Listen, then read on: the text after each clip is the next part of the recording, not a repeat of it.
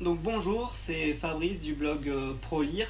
Aujourd'hui, je suis en compagnie de Sébastien, le marketeur français, qui est en pleine préparation d'une formation sur les lancements orchestrés. Et à cette occasion, je souhaitais en savoir plus et partager avec vous plus de détails sur ce concept.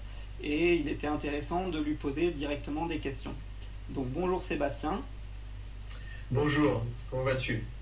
Ça va bien et toi? Très très bien, je suis d'excellente humeur parce que c'est un sujet qui me passionne, que les lancements orchestrés, et je pense que ça va être très intéressant pour tes lecteurs puisque ce que tu promets, c'est d'améliorer ses compétences professionnelles au quotidien. Et le lancement orchestré, c'est une méthode pour améliorer la performance d'une entreprise sur son marketing, pour la vente de ses produits, très rapidement. Et c'est ce qui fait que l'entreprise, après, peut se consacrer à son métier, améliorer la relation avec les clients parce que on n'est plus en panique pour essayer de faire des ventes. Donc, je pense que ça va être très intéressant pour tes auditeurs. D'accord, ben, peut-être aussi oui, pour tout le monde et peut-être moi en premier lieu, mais c'était le but de cette interview était à la fois pour partager l'information et aussi d'en savoir plus. Déjà merci pour ta disponibilité parce que ça doit être peut-être un peu le rush quand on prépare ce genre de formation. Oui, on va dire que la période où on est juste, là je suis dans ce qu'on appelle le pré-lancement, c'est-à-dire que on est en train de préparer des vidéos, de conseils, un site, un blog pour éduquer un peu les personnes qui sont intéressées par le sujet. Et donc du coup, effectivement, ça représente un effort dans le temps, c'est sur un temps bref, on fait beaucoup de choses. Bon, j'ai pas vu le soleil se coucher ou se lever parce que je suis resté face à mon ordinateur à travailler, mais c'est parce que après ça permet d'être un petit peu plus tranquille quand les ventes sont ouvertes. D'accord.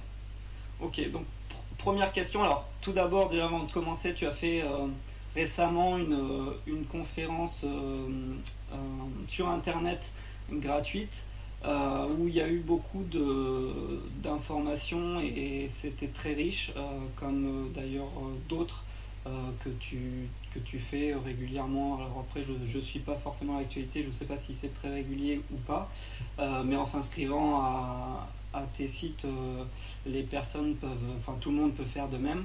Donc félicitations pour ça parce qu'à chaque fois c'est toujours beaucoup d'informations et c'est très impressionnant de recevoir avec un grand niveau de qualité ce genre d'informations. Merci. Donc première question. Oui, pardon. Oui, non, juste parce que tu disais au niveau de la fréquence, j'organise effectivement très régulièrement des sessions de formation vidéo qui sont gratuites et où on peut échanger en direct avec les participants. Et j'en organise une d'ailleurs d'ici quelques jours sur cette thématique du lancement orchestré. Donc s'il y a des personnes qui sont intéressées, tu pourras peut-être partager le lien. Voilà. Ok, première question pour les personnes qui n'ont pas pu assister aux conférences que tu as faites ou qui ne connaissent pas ce concept. Est-ce que tu pourrais te présenter en quelques mots le concept de lancement orchestré? Un lancement orchestré, c'est une stratégie marketing qui consiste à communiquer avant qu'un produit soit en vente, communiquer autour de ce produit pour créer l'envie, pour faire en sorte qu'il y ait une vague d'achat au moment où le produit est enfin disponible. L'intérêt du lancement orchestré, c'est que ça permet donc de générer un gros volume de vente dès le début, donc sur une courte période.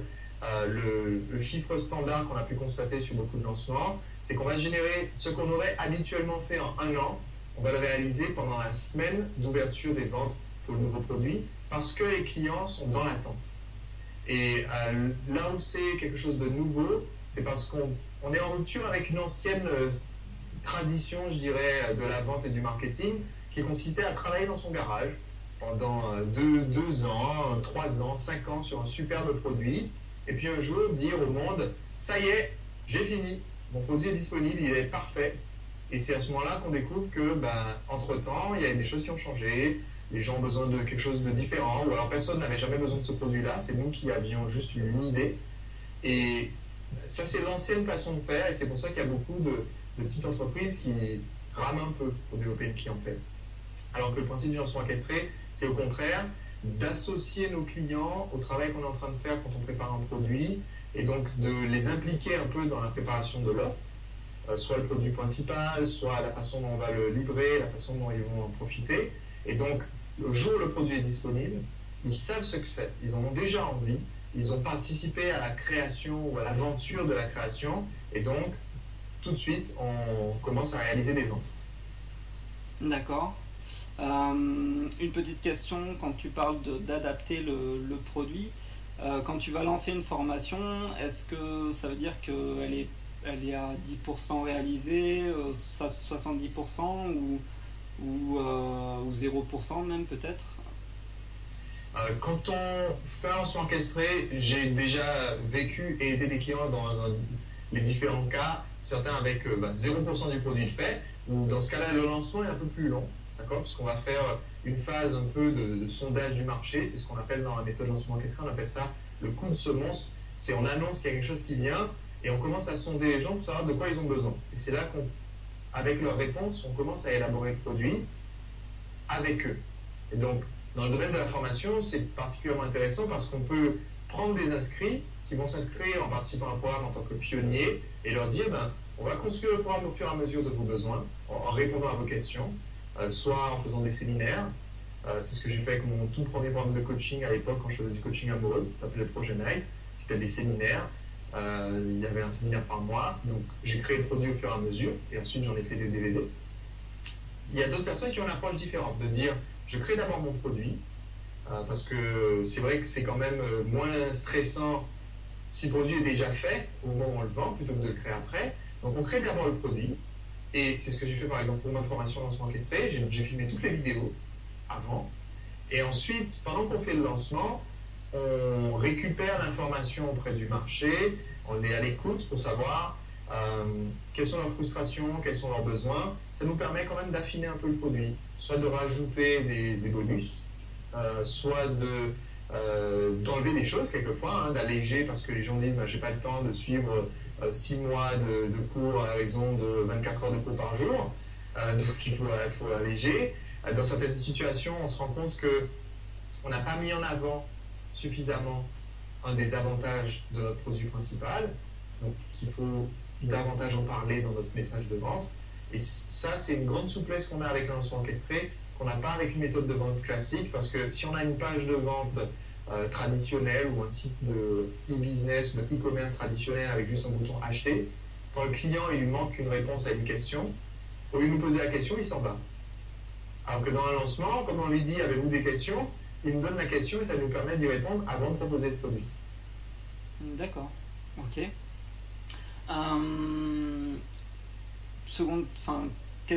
Autre question. Quand on se renseigne sur le sujet, une fois qu'on a entendu parler des lancements orchestrés, on ne trouve pas forcément de références pour se former, de livres en particulier. Donc comment as-tu appris ce genre de stratégie? Est-ce que c'est dans une école de commerce, ou en passant un MBA ou autre?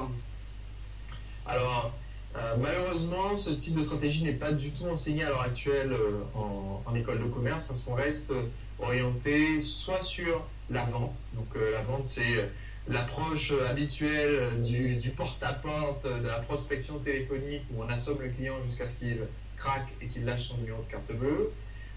Soit sur la publicité.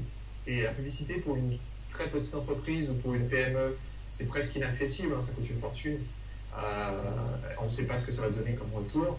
Et on n'enseigne pas vraiment le principe qui sert à créer un buzz, on va dire, médiatique autour du produit.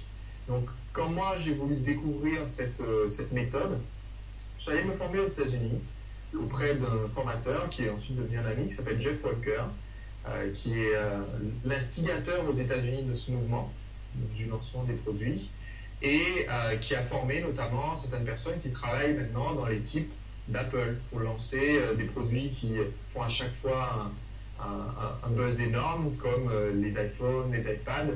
Eh bien, ils utilisent cette méthode-là eux aussi. Avant la sortie du produit, on en entend parler pendant des mois. Il y a des affiches, il y a des articles dans les journaux. Comme par hasard, il y a un exemplaire du prochain iPhone qu'on retrouve dans un bar. Donc, il y a un journal qui fait un article là-dessus en disant voilà, regardez, on a eu un exemplaire que quelqu'un a oublié comme par hasard dans un bar, ça permet de faire naître l'envie chez les clients avant de le vendre.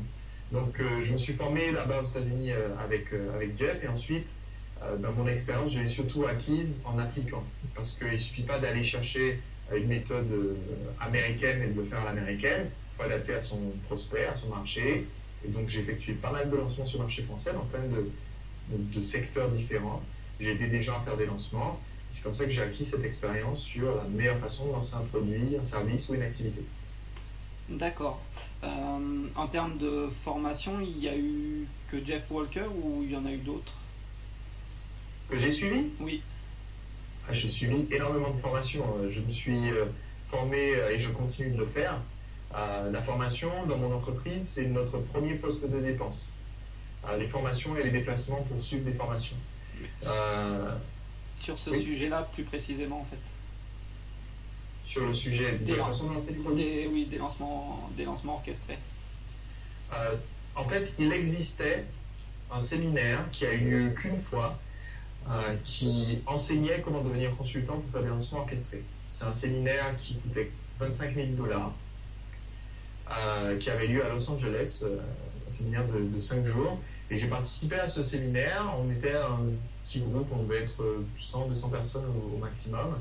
Et en fait, ils n'ont jamais réédité ce séminaire, les organisateurs. Il y avait Jeff Walker parmi les organisateurs, parce qu'ils se sont rendus compte qu'ils gagnaient plus d'argent, eux, en faisant les lancements de leurs produits, qu'en enseignant comment aller faire des lancements de produits. Et en fait, ils ont embauché beaucoup des personnes qui étaient présentes à ce séminaire et qui avaient commencé à avoir des résultats. Moi, on m'a proposé, par exemple, de travailler sur des projets avec eux. Le truc, c'est que moi, ça m'intéresse davantage de lancer des produits francophones en francophonie, parce que c'est là que je vis, je suis dans ce milieu-là, on va dire, plutôt que d'aller vendre aux États-Unis. Donc, en France, malheureusement, j'ai pas découvert beaucoup de formations sur le sujet. Christian Godefroy avait sorti une formation qui abordait un peu le sujet il y a 2 ans maintenant, qui est plus disponible à la vente. Mais sinon, c'est quelque chose qui est vraiment très très nouveau, très très émergent sur le web francophone. D'accord, ok. Et justement, donc une fois que tu as suivi ce séminaire et cette formation, tu parlais d'application tout à l'heure. Quelles ont été tes premières expériences en termes de secteur d'activité, de produits lancés? Est-ce que c'était sur une séance de coaching, de formation telle qu'on peut en voir actuellement, ou est-ce que c'était sur des produits un peu plus, on va dire, légers?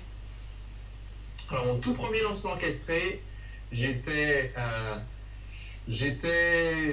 suis parti avec la motivation et l'envie et en me disant on verra bien ce que ça va donner. Et c'était un lancement orchestré pour un nouveau produit que j'avais appelé le Projet Night.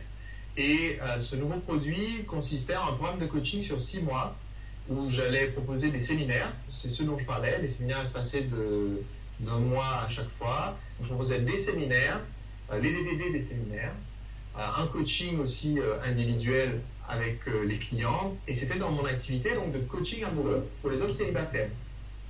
Et en fait, jusqu'à là, avant d'avoir fait ce premier lancement, mon objectif de chiffre d'affaires mensuel, c'était d'atteindre 3 000 € de chiffre d'affaires au total par mois.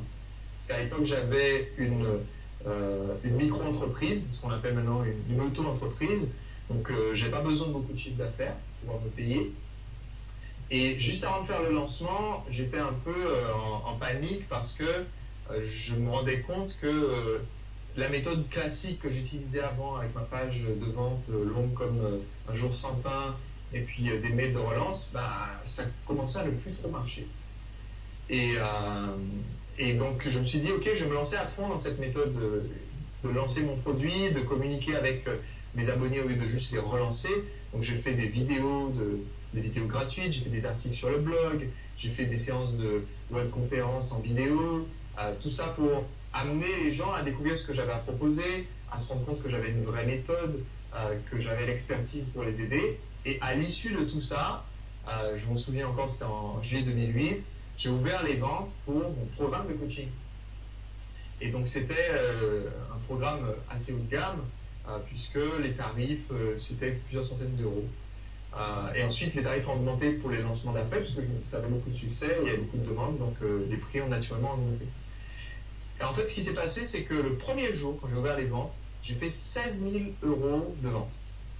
Et ces 16 000 euros, ça représentait plus que ce que j'avais gagné depuis le début de l'année avec mon activité. Donc j'étais plutôt content. Et surtout, pendant la semaine où j'ai ouvert l'inscription au total, j'ai récupéré 25 000 euros de vente. Et c'est là que j'ai dit, OK, je vais continuer à faire ça. Je vais continuer à faire des lancements parce que ça marche. Hein. Ça donne des preuves réelles de réussite. Et donc j'ai continué et après j'ai lancé des produits effectivement de un peu tous les niveaux de prix puisque j'ai utilisé un lancement orchestré pour sortir mon livre qui est sorti en 2010. C'est dû en 5 secondes ce livre. Le tarif était de 17 euros, 17,90 €. J'ai fait un lancement pour promouvoir le livre quand il sortait parce que je me suis dit si j'arrive à faire en sorte qu'il y ait énormément de ventes au début, et ça c'est valable dans n'importe quel secteur d'activité, hein. S'il y a beaucoup de ventes au tout début, ça crée un élan. Ça fait que on a des centaines ou des milliers de personnes qui ont le produit entre les mains, donc qui en parlent, qui font des témoignages, qui nous ramènent d'autres personnes. Et ça fait aussi que ce produit, il se démarque. Il démarque parce que c'est le plus vendu, c'est la référence. Et le livre, c'est dû en 5 secondes. Il s'est classé numéro 2 de toutes les ventes de livres en France, toutes catégories confondues, sur la boutique en ligne d'Amazon. Et c'est ce qui fait cet élan qu'il a eu au départ, c'est ce qui fait qu'aujourd'hui, c'est encore le livre le plus vendu de la catégorie séduction sur Amazon, par exemple, numéro 1 dans sa catégorie. Alors que ça fait un bon moment qu'il est sorti, qu'il y a plein d'autres livres qui sont sortis. Et en général, ce qui se passe, c'est que quand un autre livre sort sur la séduction, mon livre se classe numéro 2 pendant quelques jours. Et ensuite, dès que la nouveauté de l'autre livre s'en va, il repasse en numéro 1. Parce qu'il a encore l'élan de son lancement il y a très longtemps. D'accord. Ok. Et donc tu t'es servi de plusieurs lancements orchestrés et quand on s'intéresse un peu à ces techniques et ces stratégies, on voit que ça a l'air d'être très efficace. Par contre, est-ce que tu as connu des échecs sur certains lancements ? Alors, personnellement, sur mes lancements, j'ai eu la chance de ne pas avoir eu d'échecs retentissants, mais c'est parce que j'ai une checklist.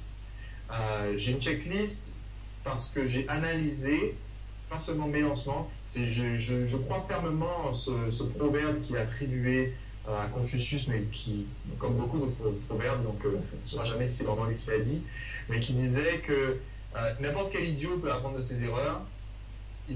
Pour être en sage, il faut apprendre aussi des erreurs des autres.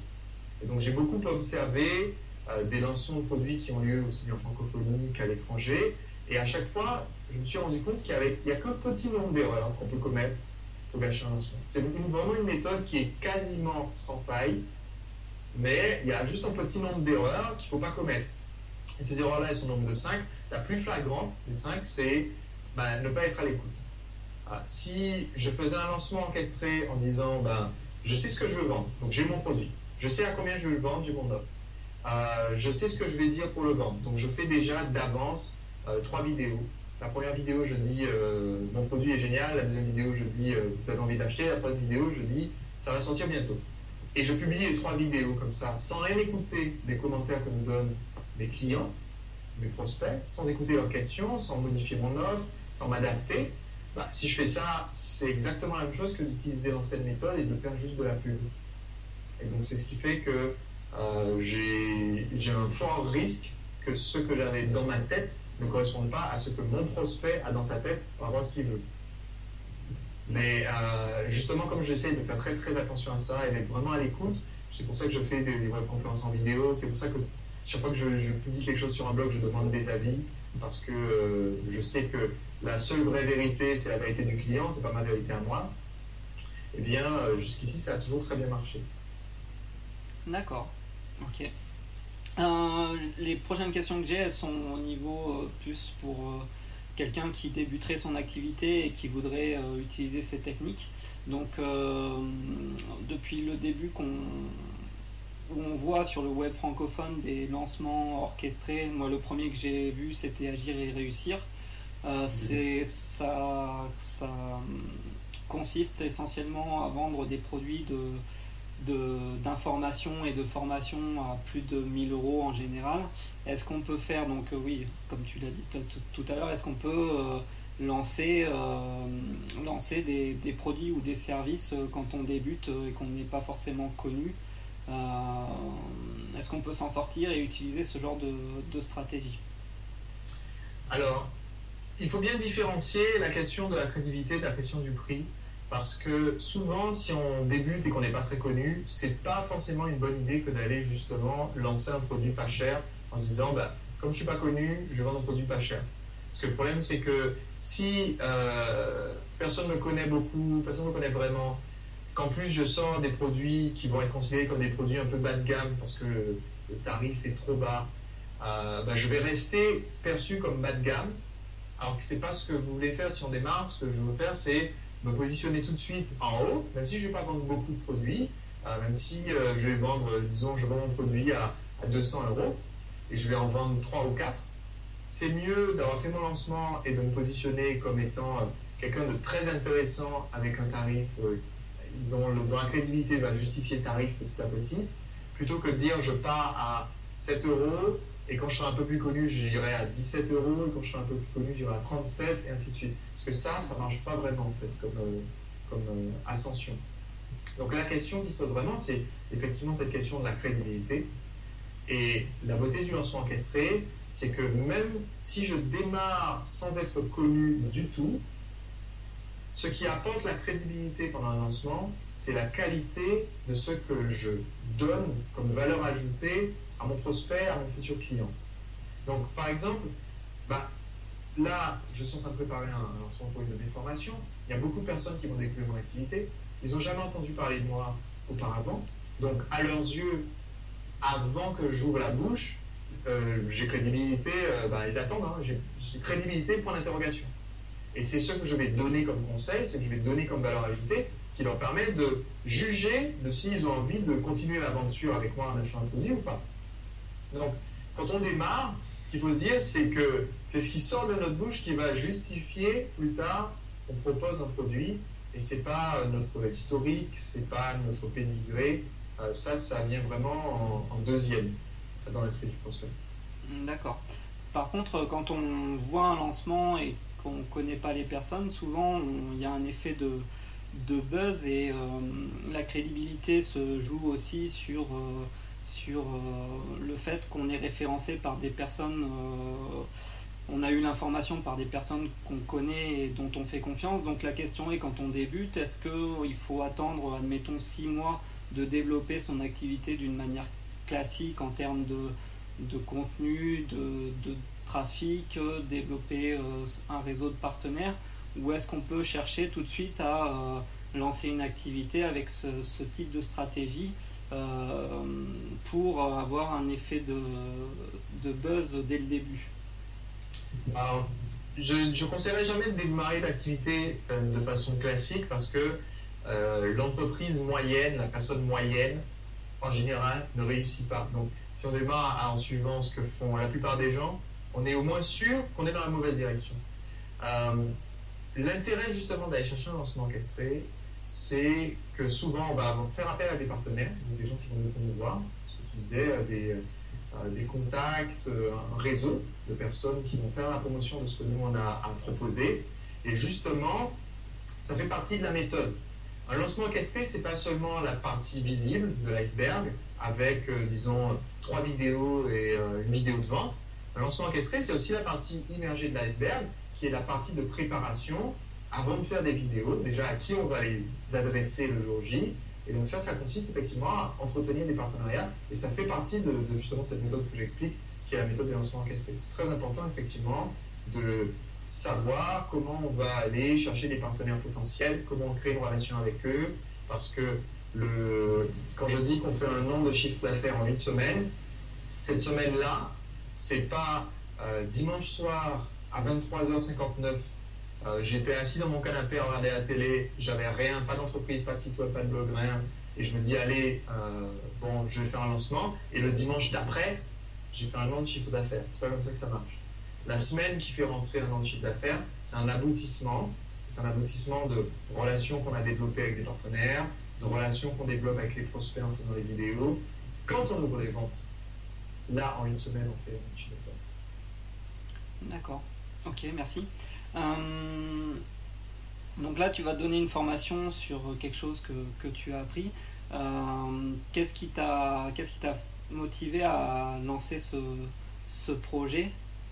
Tu parlais tout à l'heure d'un séminaire qui a eu lieu et qui maintenant n'a plus lieu parce que c'est plus lucratif de faire des lancements orchestrés. Si tu formes les personnes à faire des lancements, est-ce que tu n'as pas peur du même risque ou alors d'un effet de lassement entre guillemets des consommateurs qui voient toujours un schéma assez classique avec plusieurs vidéos de pré-lancement et toujours le même style de site et de stratégie.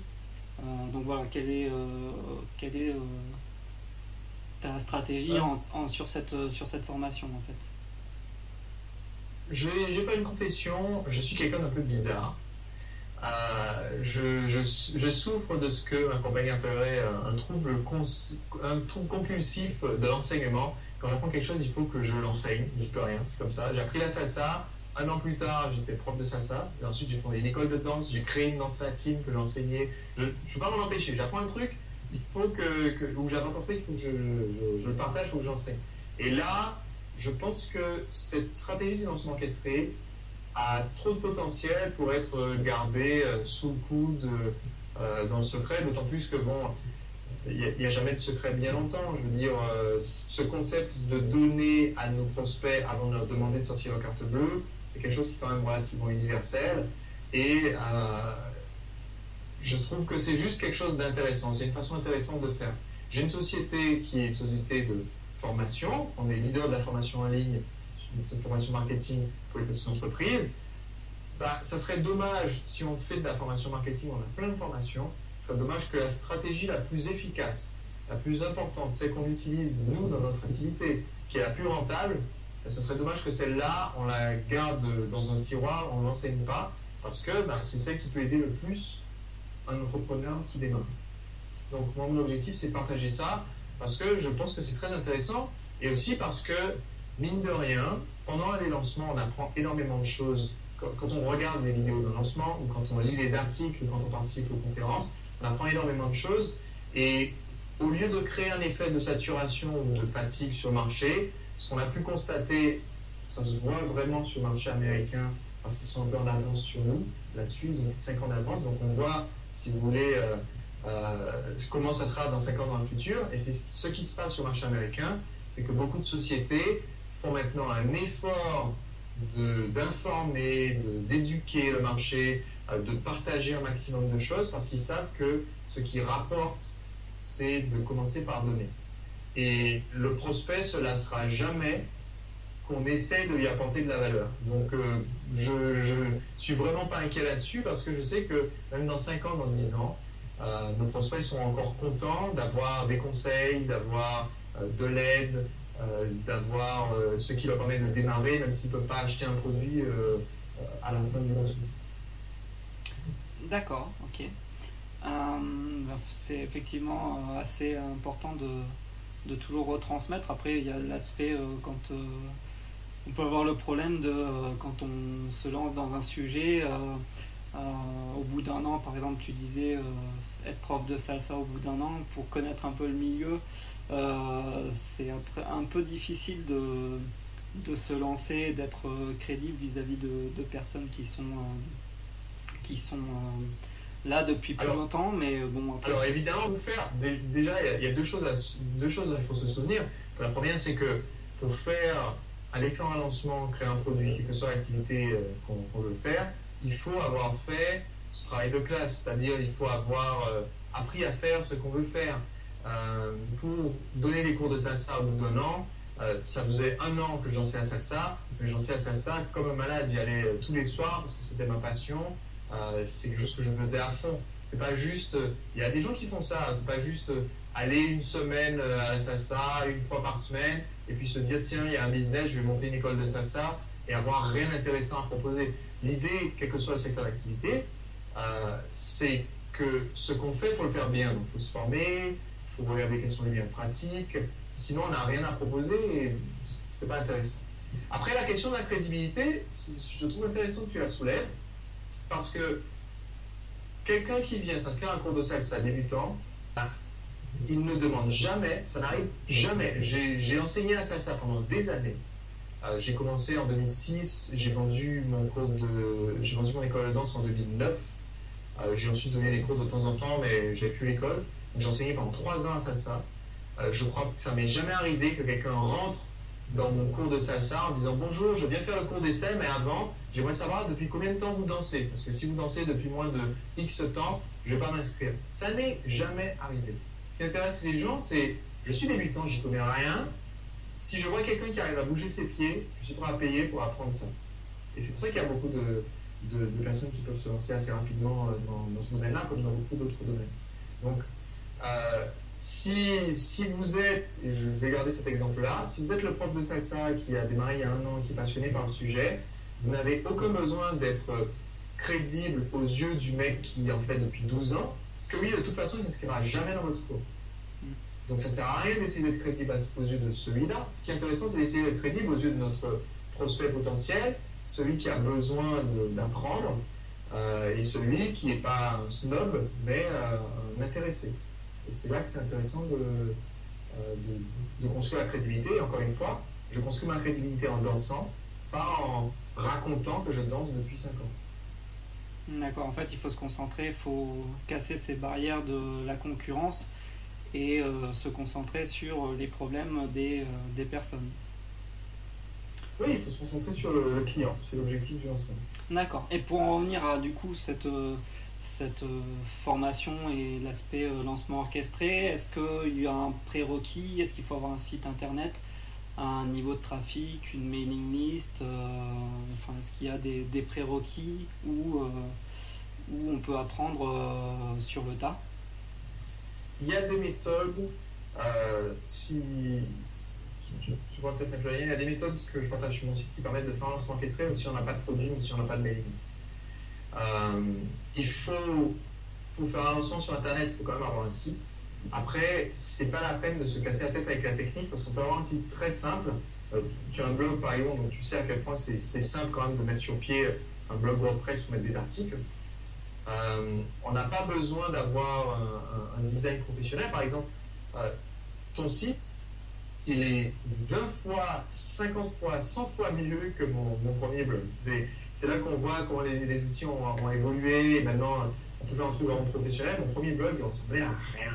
Mais c'est pas grave parce que les gens, quand ils venaient dessus, ce qui les intéressait, c'était le contenu et pas trop le design. Donc, ce qui est peut-être une voie intéressante, c'est de se dire au début, je me concentre surtout sur ce que je vais donner comme contenu, comme valeur ajoutée pour passionner mes lecteurs, mes prospects, mes futurs clients. Et plus tard, quand j'aurai les sous, je vais commencer à acheter le design.